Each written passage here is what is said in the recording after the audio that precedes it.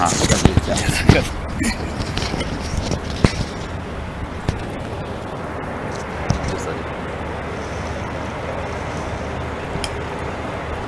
بسم اللہ.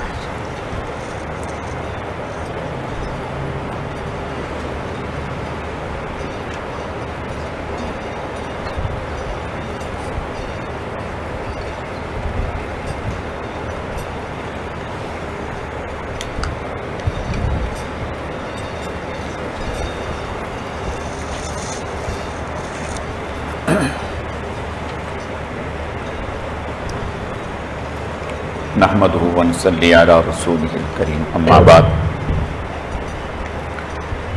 اللہ رب العزت کا بے حد کرم ہے، احسان ہے کہ اللہ پاک نے ہمیں تراویح جماعت کے ساتھ پڑھنے کی توفیق عطا فرمائی. الحمدللہ آج دوسرا پارہ مکمل ہو گیا.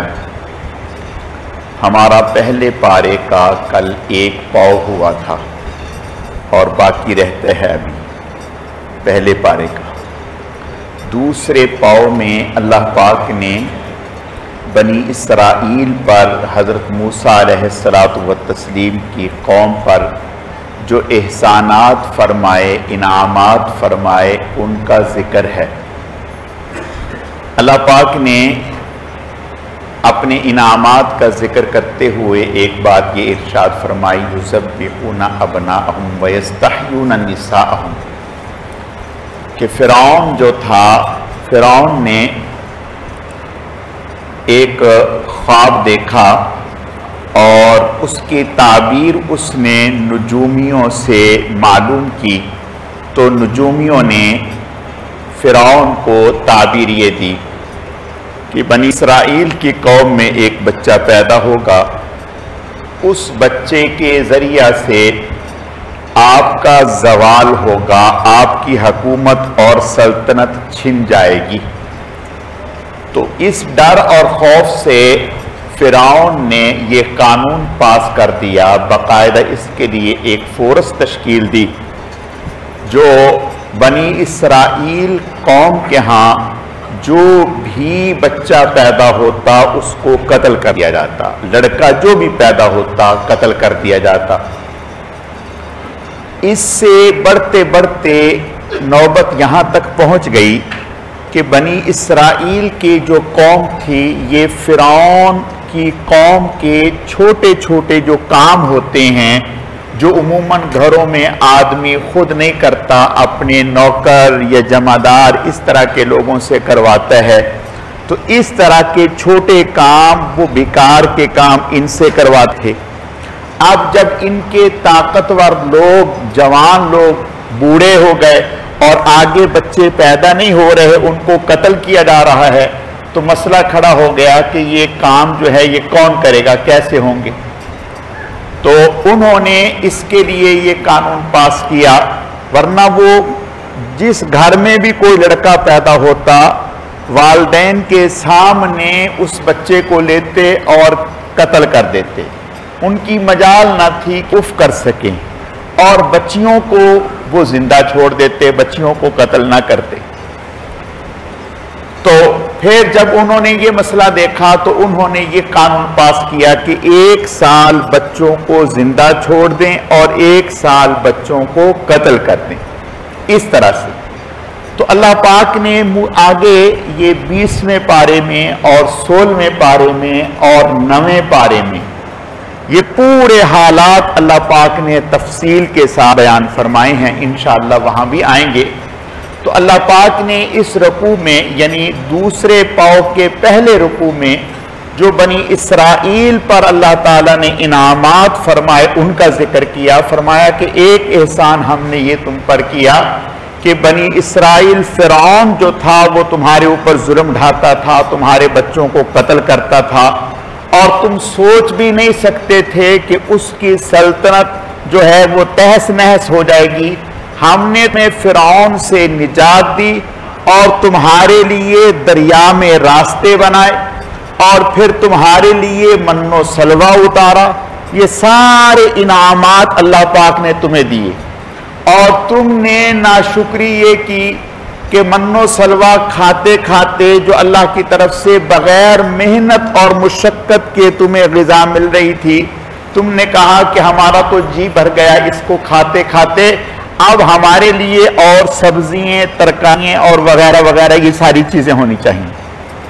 تو اللہ پاک نے تمہیں حکم دیا کہ ٹھیک ہے، آپ جو ہے فلاں بستی میں چلے جائیں اور آپ وہاں توبہ اور استغفار کرتے ہوئے سر جھکا کر کے وہاں داخل ہوں توبہ کی نیت سے۔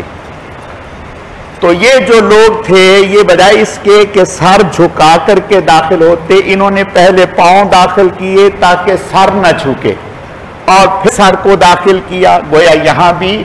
اور حتتن، اللہ پاک نے فرمایا کہ تم کہو حتتن، اے اللہ ہمیں معاف کر دیں، اے اللہ ہمیں معاف کر دیں، ہماری مغفرت فرما۔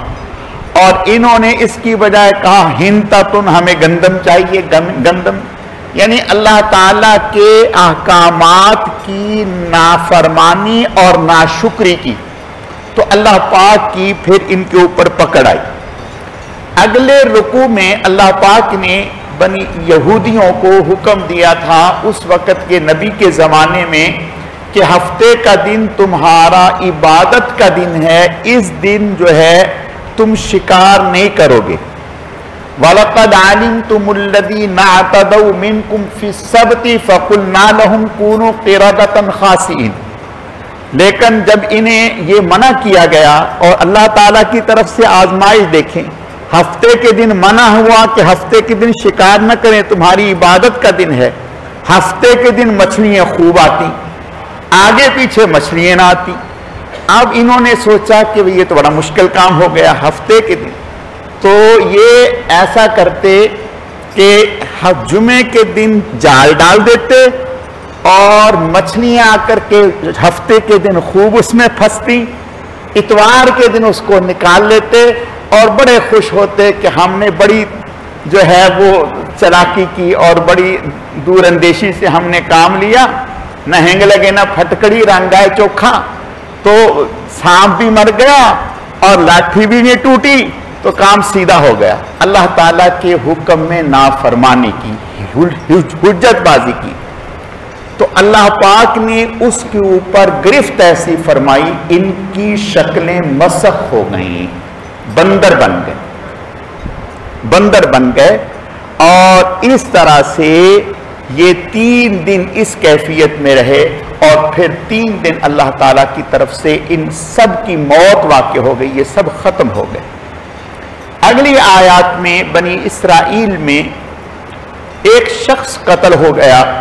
اب جب یہ قتل ہو گیا تو اس کے قاتل کا پتہ نہیں چل رہا تھا کہ اسے قتل کس نے کیا، تو اللہ کے نبی سے کہا، موسیٰ علیہ الصلوۃ والتسلیم سے، کہ بھئی کس نے قتل کیا ہے، آپ اللہ تعالیٰ سے دعا کریں، قال ادع لنا ربک یبین لنا ما ہی، اللہ تعالیٰ سے دعا کریں کہ اللہ تعالیٰ ہمیں بتا دیں کہ کس نے قتل کیا ہے، کیا ہوا۔ حضرت موسیٰ علیہ السلام نے، اللہ کے نبی نے دعا کی تو اللہ پاک نے حکم فرمایا کہ آپ جو ہے ان سے کہیں ایک گائے ذبح کر دیں، اور گائے کو ذبح کر کے اس کا گوشت کا کوئی سا حصہ جو مقتول قتل ہو گیا اس کے جسم کے ساتھ یوں لگا دیں، وہ زندہ ہو جائے گا۔ تو جب اللہ کے نبی نے یہ بات انہیں کہی تو کہنے لگے اتتخذنا ہزوا، آپ تو ہمارے ساتھ مذاق کر رہے ہیں، ایسا بھی کبھی ہوا ہے کہ گائے ذبح کریں اور مقتول زندہ ہو جائے اور اس کا گوشت اس کے ساتھ لگائیں؟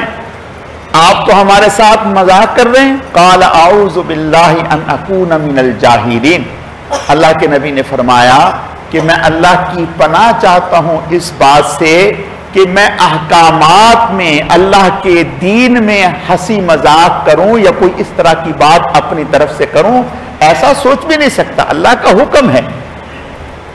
خیر، کہنے لگے اچھا اگر ایسی بات ہے تو وہ گائے اس کا رنگ کیا ہوگا، اس کس رنگ کی ہوگی؟ کہا کہ یہ صفرا فاقع لونھا تسر الناظرین، وہ زرد رنگ کی ہوگی، دیکھنے والوں کو بڑی بھلی لگے گی، حتیٰ کہ اس کو جب کوئی دیکھے گا تو اس کا دل خوش ہو جائے گا، اتنی اچھی گائے ہوگی۔ کہنے لگے ابھی بھی پتہ نہیں چلا، اور نشانیاں بتلائیں کہ وہ کیسی ہوگی۔ پھر کہا اللہ کے نبی نے، پھر دعا کی تو اللہ پاک نے فرمایا فارض ولا بکر عوان بین ذلک ففعلوا ما تؤمرون، نہ تو بالکل بوڑھی ہوگی نہ بہت ہی بچی ہوگی، درمیانی عمر کی ہوگی۔ اچھا، اب پھر کہنے لگے کہ وہ کیا ہوگی، کیسی ہوگی؟ پھر اللہ پاک نے بتایا، تو پھر جب بتایا تو کہنے لگے کہ اب شاید ہمیں مل جائے۔ اب وہ ڈھونڈنے لگے، جب ڈھونڈنے لگے تو وہ مل نہیں رہی۔ اللہ کا کرنا، ایک بچہ تھا یتیم اور اس کے والد کا انتقال ہو گیا، اور ان کے پاس، والدہ کے پاس ایک ہی گائے تھی چھوٹی سی۔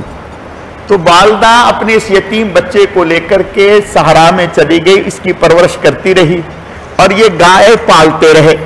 یہ گائے بڑی ہو گئی اور یہ یتیم بچے کا کل سرمایہ تھا۔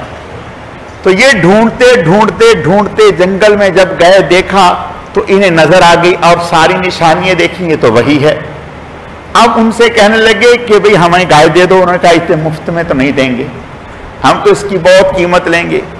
تو سنے ہیں علماء نے لکھا کہ سونا اس کے بدلے میں تولا گیا، سونا اس کے بدلے میں تولا گیا، پھر جو ہے وہ گائے ان کو حاصل ہوئی۔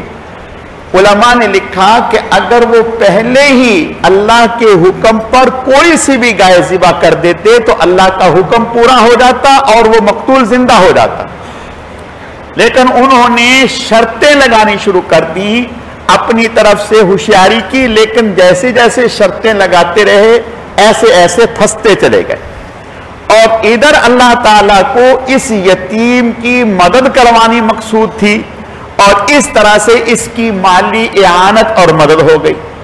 اب انہوں نے اس گائے کو ذبح کیا، جب ذبح کیا اور اس کا گوشت اس مقتول کو لگایا تو وہ زندہ ہو گیا، اور زندہ ہو کر کے اس نے کہا کہ مجھے میرے فلاں بھتیجے نے قتل کیے ہے، جو بچی کا رشتہ چاہ رہا تھا اور نہ دیا، اس پر اس نے مجھے قتل کر دیا۔ اس طرح سے قاتل کا پتہ چل گیا اور اللہ تعالیٰ کے نبی کا یہ معجزہ پورا ہو گیا۔ اللہ پاک فرماتے ہیں کہ ہونا تو یہ چاہیے کہ اللہ تعالیٰ کے اس طرح کے معجزات کو، انعامات کو، قدرت کو اور قدرت کے دلائل کو دیکھ کر آدمی ایمان لے آئے، مان جائے، دل نرم پڑ جائے۔ اللہ فرماتے ہیں ثم قست قلوبکم من بعد ذلک فہی کالحجارہ او اشد قسوہ، فرمایا کہ ان کے دل پتھروں سے بھی زیادہ سخت تھے۔ اور پتھروں کے بارے میں اللہ پاک نے فرمایا کہ بعض پتھر ایسے ہیں وَإِنَّ مِنَ الْحِجَارَةِ لَمَا يَتَفَجَّرُ مِنْهُ الْأَنْهَارُ وَإِنَّ مِنْهَا لَمَا يَشَّقَّقُ فَيَخْرُجُ مِنْهُ الْمَاءُ وَإِنَّ مِنْهَا لَمَا يَهْبِطُ مِنْ خَشْيَةِ اللَّهِ وَمَا اللَّهُ بِغَافِلٍ عَمَّا تَعْمَلُونَ۔ اللہ فرماتے ہیں بعض پتھر ایسے ہیں جن سے پانی نکلتا ہے، پانی ان میں سے یعنی پتھر تو سخت ہے لیکن اللہ تعالیٰ کی قدرت کا کرشمہ ہے کہ ان سے پانی نکلتا ہے۔ اور بعض پتھر ایسے ہیں یہبط من خشیت اللہ، اللہ تعالیٰ کے ڈر اور خوف کی وجہ سے وہ لرز جاتے ہیں اور کانپ جاتے ہیں، اور فرمایا کہ یہ ان سے بھی زیادہ سخت ہیں۔ حدیث شریف میں آتا ہے، علماء نے لکھا کہ ایک دفعہ حضرت موسیٰ علیہ السلام تشریف لے جا رہے تھے۔ جب تشریف لے جا رہے تھے تو دیکھا کہ ایک پتھر رو رہا ہے، پتھر رو رہا ہے۔ یاد رکھیں ایک بات ہمارے ذہنوں میں آتی ہے کہ بھئی یہ چیزیں درخت ہیں، پتھر ہیں، یہ ان کا رونا، ان کا ہنسنا یہ کیسے ہے، یہ ہماری سمجھ سے بالاتا ہے۔ یاد رکھیں اللہ قرآن میں فرماتے ہیں وَإِن مِّن شَيْءٍ इल्ला युसब्बिहु बिहम्दिही वलाकिन ला तफ़क़हून तस्बीहहुम इन्नहु काना हलीमन गफूरा। हर चीज अल्लाह ताला की तस्बीह पढ़ती है, हर चीज अल्लाह की तस्बीह और तहमीद बयान करती है, लेकिन तुम्हें शऊर नहीं है कि तुम उनको समझ सको। हदीस शरीफ में आता है, बुखारी शरीफ की रिवायत है, आप सल्लल्लाहु अलैहि वसल्लम जब बाहर से मदीना तशरीफ लाते तो ओहद पहाड़ पर आपकी नजर पड़ती तो आप फरमाते ओहद पहाड़ हमसे मोहब्बत करता है और हम ओहद पहाड़ से मोहब्बत करते हैं। और फरमाया इस मोहब्बत की वजह से कल कयामत के दिन अल्लाह ओहद पहाड़ को जन्नत में दाखिल फरमाएंगे।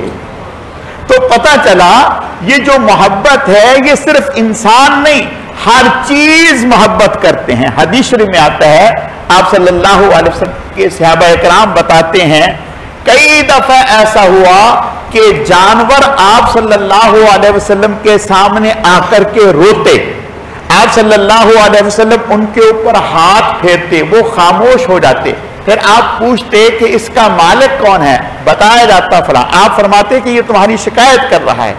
हदीस शरीफ में आता है कि आप सल्लल्लाहु अलैहि वसल्लम मस्जिद नबवी में एक खजूर का तना था सूखा हुआ, उसके साथ हाथ रखकर या कभी टे लगाकर खुतबा इरशाद फरमाते। तो एक सहाबी ने हुजूर से दरखास्त की, या रसूलुल्लाह सल्लल्लाहु अलैहि वसल्लम आप इजाजत मरहमत फरमा दें, हम आपके लिए मिंबर बना दें। आपने फरमाया ठीक है, उन्होंने मिंबर बना दिया। जब मिंबर बना दिया आप उस मिंबर पर तशरीफ फरमा हुए, जैसे ही आप उस पर बैठे तो एक बच्चे के रोने की, बिलकने की और सिसकियां भरने की आवाज आई। सहाबा कराम हैरान होकर के इधर उधर देख रहे हैं कि कहां से रोने की आवाज आ रही है, कोई पता नहीं चल रहा। आप सल्लल्लाहु अलैहि वसल्लम समझ गए, आप नीचे उतरे और आपने उस तने के ऊपर हाथ फेरा। फिर सहाबा कराम को पता चला कि यहां से रोने की आवाज आ रही है, आपने उसके ऊपर हाथ फेरा। आप हाथ फेरते रहे, ऐसा ऐसा उसमें आवाज कम होती गई, फिर वो खामोश हो गया। सहाबा कराम देख करके हैरान हुए। आपने इरशाद फरमाया कि मैं इसके ऊपर हाथ रख करता था, कभी कमर लगाया करता था, मेरे इस बैठने पर ये रो रहा है कि अब मैं आपकी कुर्बत से दूर हो गया। तो गोया हर चीज जो है मोहब्बत भी करती है और हर चीज अल्लाह की तस्बीह और तामीद भी बयान करती है। वो अलग बात है कि हमें इसका इदराक और शऊर नहीं है, अल्लाह के नबियों को इसका इदराक और शऊर है। कुरान पाक में अल्लाह पाक ने 19वें पारे में जिक्र किए है, कालत नमलतुन या अय्युहन नमलु दुखुलु मसाकिनकुम ला यहतिमन्नकुम सुलैमानु व जुनूदुहु व हुम ला यशऊरुन। एक चींटी ने कहा, कालत नमलतुन, चींटी ने कहा, या अय्युहन नमलु दुखुलु, ऐ चींटियों सारी की सारी अपनी बिलों में चली जाओ, सुलेमान अलैहिस्सलाम का लश्कर गुजरने वाला है, कहीं ऐसा ना हो कि तुम्हें पांव तले रौंदते हुए गिर जाए। ये चींटी कह रही है। चींटी ने ये कहा, फतबस्समा ज़ाहिकम मिन क़ौलिहा, सुलेमान अलैहिस्सलाम जो हवा में तख्त पर उड़ रहे थे, अब तख्त लेके जा रहे थे, अल्लाह ने अपनी कुदरत कामिला से इस चींटी की आवाज हजरत सुलेमान अलैहिस्सलाम को सुना दी। मैं और आप सारा दिन चींटियों को पकड़ के हाथ में बैठे रहें, देखें कि कितनी हंसने की आवाज आती है, रोने की आवाज आती है, गाने की आवाज आती है, खाने की आवाज आती है। कोई सुन के दिखा दें आवाज, कोई समझ के दिखा दें। हम क्या बिद्दी का शोरबा, हमारी क्या ताकत है, अल्लाह की ताकत को समझें। अल्लाह कुरान में कहते हैं कि फतबस्समा ज़ाहिकम मिन क़ौलिहा वक़ाल रब्बी औज़िनी, जब सुलेमान अलैहिस्सलाम ने इस आवाज को सुना तो मुस्करा दिए।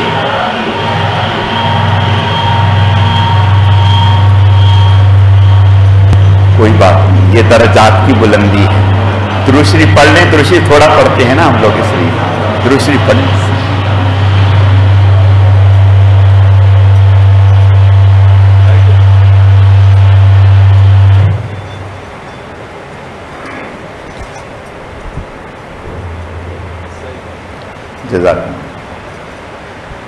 تو میں عرض یہ کر رہا تھا کہ اللہ کی قدرت کاملہ کو سمجھیں. سلیمان علیہ السلام اللہ کے نبی ہیں، تخت پہ اڑ رہے ہیں ہوا میں، چیونٹی نیچے زمین پہ بولی ہے اور انہوں نے فضا میں اس کی بات کو سن لیا. سننے کے بعد اپنا تخت نیچے اتارا اور آ کر کے چیونٹی سے کہا. کیا کہا تھا؟ پکڑ ہو گئی.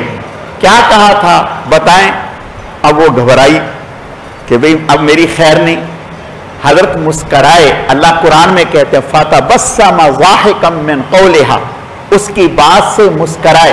فرمایا نہیں بتاؤ. کہنے لگی میں نے تو ایسے ہی کہہ دیا تھا کہ ہم کمزور سے جانور ہیں، ایسا نہ ہو سلیمان علیہ السلام کو پتہ نہ چلے ان کے پاؤں تلے آ جائیں، تو اس لیے میں نے کہا.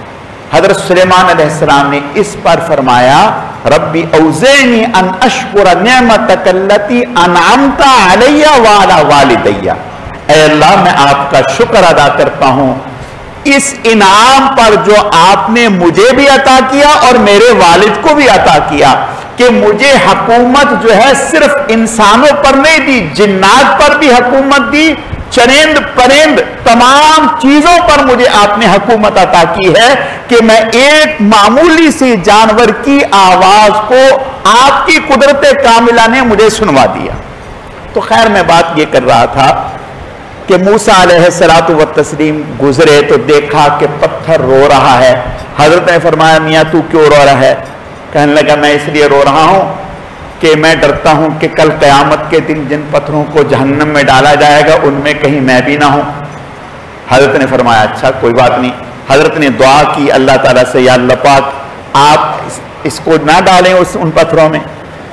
تو اللہ پاک نے حضرت موسیٰ علیہ السلام کی دعا کو قبول فرمایا. جب قبول فرمایا تو حضرت موسیٰ علیہ السلام نے اس کو آ کے بتا دیا کہ میاں جو ہے تم پریشان نہ ہو، تمہیں نہیں ڈالا جائے گا. وہ مسکرانے لگا. حضرت موسیٰ علیہ السلام آگے چلا گئے. جب واپس آئے تو پھر دیکھا پھر رو رہا ہے. فرمایا اب کیوں رو رہا ہے بھائی، اب کیا مسئلہ ہے؟ کہنے لگا اب اس لیے رو رہا ہوں کہ جس رونے نے جہنم سے نجات دلائی اس کو کیسے چھوڑ دوں. اسی رونے کی برکت سے تو مجھے جہنم سے نجات ملی ہے، اس رونے کو کیسے چھوڑ دوں.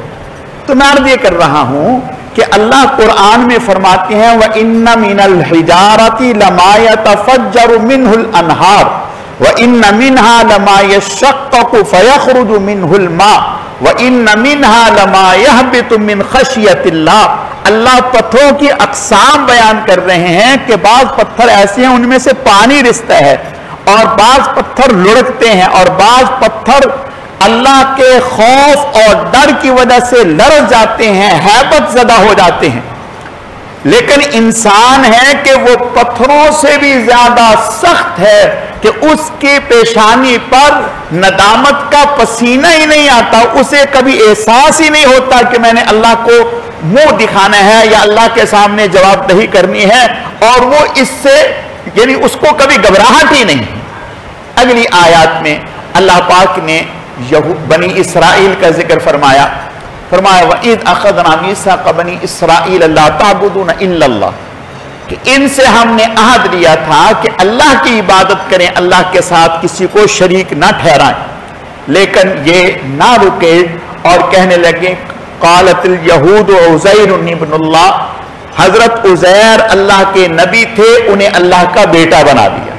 پھر ہم نے ان کو حکم دیا تھا وَبِالْوَالِدَيْنِ احسانا، والدین کے ساتھ اچھا سلوک کرنا ہے، لیکن انہوں نے والدین کی نافرمانی کی. ہم نے ان سے کہا کہ نبیوں کی بات ماننی ہے، انہوں نے نبیوں کو ناحق قتل کیا. تو اللہ پاک اس پورے پارے میں بنی اسرائیل کے حالات کو ذکر فرما رہے ہیں. اگلی آیات میں جب حضور علیہ السلام نے یہودیوں کو دین اسلام کی دعوت دی تو کہنے لگے کہ آپ پر وحی کون لاتا ہے؟ آپ نے فرمایا جبرائیل. میرے اوپر جو بھی وحی آتی ہے وہ جبرائیل لاتے ہیں. تو کہنے لگے قُلْ مَنْ كَانَ عَدُوًّا لِجِبْرِيلَ فَإِنَّهُ نَزَّلَهُ عَلَى قَلْبِكَ بِإِذْنِ اللَّهِ. اگر جبرائیل وحی نہ لاتے، اس کے علاوہ کوئی اور وحی آپ پر لاتے تو ہم مان لیتے. جبرائیل تو ہمارا دشمن ہے، اس لیے کہ ہماری پہلی قوموں پر جتنے بھی عذاب آئے ہیں وہ جبرائیل ہی لائے ہیں، تو لہذا ہم اس آپ کو نبی نہیں مانیں گے۔ اللہ پاک نے فرمایا کہ ان کو کہہ دیجئے جو جبرائیل کا دشمن ہے وہ اللہ کا بھی دشمن ہے اور اللہ کے رسول کا بھی دشمن ہے، اس لیے کہ جبرائیل لا یعصون اللہ ما امرہم ویفعلون ما یؤمرون، وہ اپنی مرضی سے کچھ کرتا ہی نہیں۔ آپ صلی اللہ علیہ وسلم نے ایک مرتبہ حضرت جبرائیل علیہ السلام سے فرمایا، جبرائیل میرا بہت دل چاہتا ہے کہ آپ جلدی جلدی تشریف لایا کریں، یعنی جلدی جلدی تشریف لایا کریں، آپ سے ملنے کی بڑی خواہش رہتی ہے، آپ سے تعلق ہے، محبت ہے۔ تو حضرت جبرائیل علیہ السلام فرمانے لگے، اے اللہ کے لاڈلے پیغمبر، میں اپنی مرضی سے ایک بال برابر بھی ادھر ادھر نہیں ہو سکتا، مجھے اجازت ہی نہیں ہے، جب اللہ کا حکم ہوتا ہے پھر آتا ہوں، اپنی مرضی سے نہیں۔ تو اللہ فرماتے ہیں کہ جبرائیل تو اللہ کے حکم کا پابند ہے، جو جبرائیل کا دشمن ہے وہ میکائیل کا دشمن ہے، وہ اللہ کا دشمن ہے۔ اگلی آیات میں اللہ پاک نے ایک نبی کے زمانے میں جادو کا بہت چرچا تھا، جادو، اور لوگ اس قدر جادو میں مبتلا ہو گئے کہ جادو میں اور نبیوں کے معجزات میں فرق کرنا مشکل ہونے لگا۔ نبیوں کو بھی لوگ جادوگر سمجھنے لگے، ان کے معجزات کو بھی جادوگر۔ اللہ پاک نے دو فرشتے اتارے، ہاروت و ماروت، اللہ پاک نے دو فرشتے اتار دیے، ان دو فرشتوں نے آ کر کے شہر میں لوگوں کو تعلیم دی، بتلایا کہ جادو یہ ہے، معجزہ یہ ہے۔ اور یہ دو فرشتے اگر کوئی آدمی صحیح نیت کے ساتھ جادو سیکھتا اس کو سکھاتے، لیکن بتاتے کہ اگر جادو کے ذریعہ سے تم دوسروں کو نقصان پہنچاؤ گے یا ان میں آپس میں اختلاف برپا کرو گے تو یہ اللہ تعالیٰ کے ہاں ناپسندیدہ ہے۔ جادو برحق ہے، جادو کا انکار نہیں کیا جا سکتا، اللہ نے اس کا قرآن میں ذکر کیا، لیکن جادو کو حلال سمجھنا، صحیح سمجھنا کفر ہے، اور جادو کرنا حرام ہے، گناہ کبیرہ ہے۔ جادو کے ذریعہ سے دوسروں کو پریشان کرنا، تکلیف میں مبتلا کرنا، یہ ناجائز ہے، حرام ہے۔ اگر کوئی اس سے توبہ نہیں کرتا تو اندیشہ ہے کہ کہیں کفر پر اس کی موت نہ واقع ہو جائے۔ اگلی آیات میں یہودی ہمیشہ یہ سازشی عناصر تھے، یہود، اور یہود مدینے میں کچھ ایسے تھے جو اندر سے تو کافر تھے لیکن دکھانے میں اپنے آپ کو مسلمان ظاہر کرتے تھے، اوپر سے کلمہ پڑھا ہوا تھا، حضور کے ساتھ آ کر کے نماز بھی پڑھتے تھے، لیکن اندر میں کفر چھپا ہوا تھا۔ اور قرآن میں اللہ پاک نے ان کا ذکر فرمایا، وَإِذَا لَقُوا الَّذِينَ آمَنُوا قَالُوا آمَنَّا وَإِذَا خَلَوْا إِلَىٰ شَيَاطِينِهِمْ قَالُوا إِنَّا مَعَكُمْ إِنَّمَا نَحْنُ مُسْتَهْزِئُونَ۔ یہ منافقین جب ایمان والوں سے ملتے تو کہتے ہم تو تمہارے ساتھ ہی ہیں، اور جب ان سے ملتے کافروں کے ساتھ تو کہتے کہ اصل تو ہم تمہارے ہی ہیں، ان کو تو ہم دھوکہ فریب دینے کے لیے، ان کو بیوقوف بنانے کے لیے ہم جو ہے کلمہ پڑھتے ہیں، ورنہ اصل تو ہم تمہارے ہی ہیں۔ اللہ فرماتے ہیں یخادعون اللہ، دوسری جگہ وَمِنَ النَّاسِ مَن يَقُولُ آمَنَّا بِاللَّهِ وَبِالْيَوْمِ الْآخِرِ وَمَا هُم بِمُؤْمِنِينَ يُخَادِعُونَ اللَّهَ وَالَّذِينَ آمَنُوا وَمَا يَخْدَعُونَ إِلَّا أَنفُسَهُمْ وَمَا يَشْعُرُونَ۔ جو اللہ کو دھوکہ دیتے ہیں وہ اللہ کو نہیں، در حقیقت اپنے آپ کو دھوکہ دے رہے ہیں، اپنے آپ کو بیوقوف بنا رہے ہیں۔ تو میں عرض یہ کر رہا تھا کہ یہ منافقین حضور علیہ الصلوۃ والتسلیم کی جب مجلس میں آتے تو ایسے کمینے خصلت اور بدبخت تھے کہ حضور صلی اللہ علیہ وسلم کی مجلس میں آ کر کے یوں کہتے راعینا، یعنی عین کو تھوڑا سا کھینچ کر کے کہتے، اور اس سے حضور کی توہین مقصود ہوتی، حضور کو علیہ باللہ اپنا چرواہا کہتے، اور حضور صلی اللہ علیہ وسلم کی شان میں گستاخی مقصود ہوتی۔ اور بعض صحابہ کرام رضوان اللہ علیہم اجمعین बड़ी तादाद में ऐसे थे जो इल्म नहीं रखते थे, और यहूद जो है ये किताब का इल्म रखते थे, इन्हें अहले इल्म कहा जाता था। तो आम जो सादा लोग मुसलमान थे वो भी इनकी देखा देखी इसी तरह का लफ्ज कह देते राइना, और इससे ये मुनाफिक जो है वो बड़े खुश होते कि देखो हमने कैसे बेवकूफ बनाया है कि हम हुजूर की उनके मुंह पे गुस्ताखी कर रहे हैं, तौहीन कर रहे हैं, और हमारी इस तौहीन में ये मुसलमान भी हमारे साथ शामिल हो गए।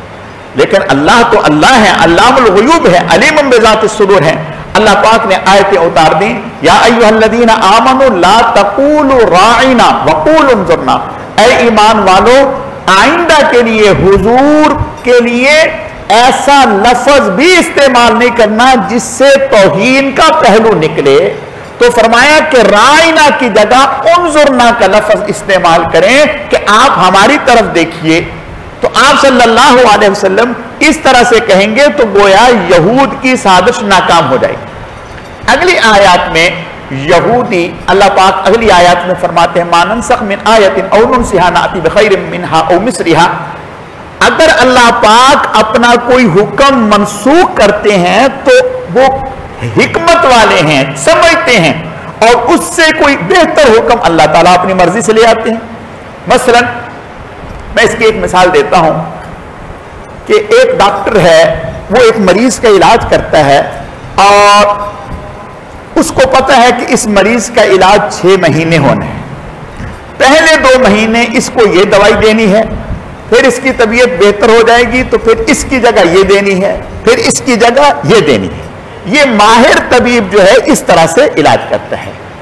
कोई आदमी भी तबीब के इस तरह से इलाज करने को बुरा नहीं समझता, और वो कहता है कि ये उसकी महारत है कि इब्तिदान उसने नरम दवाई दी है, इसलिए कि अगर सख्त देता तो ये उसको बर्दाश्त ना कर सके। तो बिल्कुल इसी तरह से अल्लाह ताला भी जानते हैं कि उम्मत के लिए पहले कौन सा हुक्म है, फिर कौन सा हुक्म है, फिर कौन सा हुक्म है। मिसाल के तौर पर इब्तिदान हुक्म यह था कि रोजा रखने के बाद, रोजा अफ्तार करने के बाद, जैसे हमने रोजा अफ्तार कर लिया, जब तक ना सोएं उस वक्त तक खाने की इजाजत थी और अपने घर वालों से नफा हासिल करने की इजाजत थी। जैसे ही आंख लग गई, नींद आ गई, तो समझो अगले दिन का रोजा शुरू हो गया। अब हुआ ये कि सहाबा इकराम रिज़वानुल्लाहि अलैहिम अजमईन बेचारे सारे दिन के थके हारे काम काज करके आए और आकर के रोजा अफ्तार किया। तो घर वालों ने कहा कि आप 2 मिनट इंतजार करें और हम आपके लिए रोटी तैयार करते हैं। उन्होंने रोटी तैयार की, ये बेचारे बैठे बैठे नींद आ गई। जब नींद आ गई, ओह, अब अगले दिन का रोजा शुरू हो गया, अब खा पी नहीं सकते। अब अल्लाह पाक ने इस हुक्म में तरमीम पैदा कर दी, अल-आन खफ़फ़ल्लाहु अन्कुम व अलिमा अन्ना फ़ीकुम ज़अफ़ा फ़इन यकुम मिनकुम मिअतुन साबिरतुन यग़लिब। तो अल्लाह पाक ने इनके लिए तख़फ़ीफ़ पैदा कर दी कि अब जो है तुम्हें इस बात की इजाजत है कि अफ्तार करने के बाद सुबह सादिक से पहले पहले जितना मर्जी खाना चाहो, वक्फे वक्फे से खाना चाहो खा सकते हो, सो फिर उठ के खाना चाहो खा सकते हो। तो अल्लाह पाक ने, तो अल्लाह फरमाते हैं मा नंसख मिन आयतिन औ नुनसिहा, अल्लाह अगर किसी हुक्म को मनसूख करते हैं तो वो बेहतर समझते हैं, उसकी जगह कोई और हुक्म ले आते हैं। अगली आयत में यहूदी और ईसाई, वकालतुल यहूद उज़ैर इब्नुल्लाह वकालतिन नसारा मसीह इब्नुल्लाह ज़ालिका क़ौलुहुम बिअफ़वाहिहिम युज़ाहिऊना क़ौलल्लज़ीना कफ़रू। इससे पहली आयत में यहूदी कहते कि हम जन्नत में दाखिल होंगे, ईसाई कहते कि हम जन्नत में दाखिल होंगे, हमारे अलावा कोई जन्नत में दाखिल नहीं होगा, इसलिए कि हम अल्लाह के नबियों की औलाद हैं। अल्लाह फरमाते हैं ये झूठ हैं, इन्हें क्या अल्लाह से इन्होंने कोई अहदो पामान कर रखा है कि इनके अलावा कोई जन्नत में दाखिल नहीं होगा। अगली आयत में हजरत इब्राहीम अलैहिस्सलातु व तस्लीम का जिक्र है, और फिर उससे अगली आयत में हजरत इब्राहीम अलैहिस्सलातु व तस्लीम के साहबजादे हजरत याकूब का जिक्र है। और आज का जो पारा पड़ा है सयाकुल, इसके पहले 2 रुकुओं में तहवील किबला की तब्दीली का जिक्र है। आप सल्लल्लाहु अलैहि वसल्लम नबुव्वत मिलने के बाद आप बैतुल मक़दस की तरफ मुंह करके नमाज पढ़ा करते थे। अल्लाह का हुक्म यह था لیکن جب تک آپ مکہ میں رہے اس وقت تک آپ بیت المقدس کی طرف منہ اس طرح سے کرتے تھے کہ بیت اللہ بھی سامنے رہتا تھا اور بیت المقدس بھی سامنے ہوتا تھا. جہاں اس وقت مؤذن وہاں اذان دیتا ہے تو اس طرف آپ کھڑے ہوتے تو آپ کے سامنے بیت اللہ بھی رہتا اور بیت المقدس بھی رہتا. لیکن جب آپ صلی اللہ علیہ وسلم ہجرت کر کے مدینہ منورہ تشریف لے گئے تو جب مدینہ منورہ پہنچے تو 16-17 ماہ آپ صلی اللہ علیہ وسلم بیت المقدس کی طرف منہ کر کے نمازیں پڑھتے رہے. لیکن وہاں یہ چیز نہ ہو سکی، ممکن نہیں تھی کہ بیت اللہ بھی سامنے ہو اور بیت المقدس بھی سامنے ہو. جب آپ 16-17 ماہ منہ کر کے نمازیں بیت المقدس کی طرف منہ کر کے نمازیں پڑھتے رہے تو اس دوران آپ صلی اللہ علیہ وسلم گاہے گاہے اکثر آسمان کی طرف نظر اٹھا کر کے دیکھتے. قد نرا تقلب وجهك في السماء فلنولینک قبلۃ ترضاها. اللہ فرماتے ہیں ہم دیکھتے تھے آپ کا چہرہ بار بار آسمان کی طرف اٹھنا. فولی وجہ قد نرا تقلب وجهك في السماء فلنولینک قبلۃ ترضاها. آج کے بعد ہم نے آپ کا وہی قبلہ بنا دیا جو آپ کو پسند تھا. تو آپ صلی اللہ علیہ وسلم کو بیت اللہ پسند تھا، اللہ نے بیت اللہ کو قبلہ بنا دیا. جب بیت اللہ کو قبلہ بنایا تو یہود کو بڑی تکلیف ہو گئی تو کہنے لگے کہ لو ان کا تو آج قبلہ ہی ڈیسائیڈ نہیں ہوتا، قبلہ ہی طے نہیں ہوتا، گھڑی گھڑی قبلہ، کبھی وہ قبلہ کبھی یہ قبلہ، تو ان کے دین کا کیا اعتبار ہے؟ جنہوں نے آج تک بیت المقدس کی طرف منہ کر کے نمازیں پڑھی ہیں ان کی نمازوں کا کیا ہوگا؟ اب جن جو بیت اللہ کی طرف نمازیں منہ کر کے پڑھ رہے ہیں اگر یہ صحیح ہے تو ان کا کیا حال ہوگا؟ اللہ پاک فرماتے ہیں اینما تولوا فثم وجہ اللہ. جنہوں نے بیت المقدس کی طرف منہ کر کے نمازیں پڑھی ہیں انہوں نے اپنے خواہش سے نہیں اللہ کے حکم سے پڑھی ہیں. جو بیت اللہ کی طرف منہ کر کے نماز پڑھیں گے وہ اللہ کے حکم کی وجہ سے پڑھیں گے. لہذا اللہ کے حکم کی اطاعت ہے، اپنی خواہش پورا کرنے کا نام دین نہیں. اگلی آیات میں اللہ پاک نے ایمان والوں کو مشکل وقت میں صبر کو اختیار کرنے کا حکم دیا ہے اور فرمایا صبر اور نماز یہ دو ایسے ہتھیار ہیں، ان کو مضبوطی سے پکڑو گے تو کامیابی تمہارا مقدر بن جائے گی. اللہ رب العزت سمجھنے کی عمل کرنے کی توفیق عطا فرمائے. الحمدللہ رب العالمین والعاقبۃ للمتقین والصلاة والسلام علی سید المرسلین. اللہم صلی علی محمد النبی الامی وعلی آلہ واصحابہ وبارک وسلم وصلی علیہ رب اغفر وارحم وانت خیر الراحمین. اے اللہ آج کی اس مبارک مجلس میں جو کچھ کہا سنا گیا اپنی بارگاہ میں قبول فرما. یا اللہ پاک آج کی تراویح میں دنیا بھر میں جتنا بھی قرآن پاک پڑھا گیا سنا گیا سب کے پڑھنے کو سننے کو اپنی بارگاہ میں اعلیٰ درجے میں قبول فرما. یا اللہ پاک اس مبارک عمل کو ہم سب کے لیے ذریعہ نجات فرما. یا اللہ پاک رمضان المبارک کی تمام تراویح کو اہتمام کے ساتھ ذوق و شوق کے ساتھ توجہ اور دھیان کے ساتھ پڑھنے کی توفیق عطا فرما. یا اللہ پاک رمضان المبارک کی قرآن پاک کی پوری برکات و انوارات ہم سب کو نصیب فرما. روزے کی خیر و برکتیں عطا فرما. اس ماہ مبارک کی خیر و برکتیں عطا فرما. قرآن پاک کی خیر و برکتیں عطا فرما. اس ماہ مبارک میں اے اللہ رات میں دن میں صبح میں شام میں لاکھوں انسانوں کی آپ کی طرف سے مغفرت کے فیصلے ہوتے ہیں. اے اللہ ان میں ہمیں بھی شامل فرما. ہمارے والدین کو پوری امت کو شامل فرما. سب کی مغفرت فرما. کمی کوتاہیوں کو معاف فرما. اے اللہ اس ماہ مبارک میں اور پھر پوری زندگی ہر قسم کے گناہوں سے منکرات سے ہماری حفاظت فرما. اے اللہ ہم میں سے جس کی جو دعائیں ہیں محض اپنے کرم سے قبول فرما. بیماروں کو صحت و تندرستی عطا فرما. پریشان حالوں کی پریشانیوں کو دور فرما. مصیبت زدہ لوگوں کی مصیبتوں کو دور فرما. اللہم صلی علی محمد کما تحب و ترضى له.